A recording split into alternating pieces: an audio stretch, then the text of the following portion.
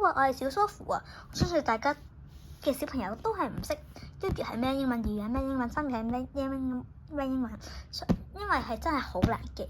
唔緊要嘅，大家我唱一首歌俾你哋聽，大家小朋友就應該可以學識。你再俾佢聽，或者你叫佢唱咧，都應該可以學識嘅。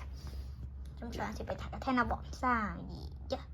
1月係 January， 2月係 February， 3月係 March， 4月係 April， 5月係 May， 6月係 June， 7月係 July， 8月係 August， 9月 September， 10月 October， 11月 November， 12月 December。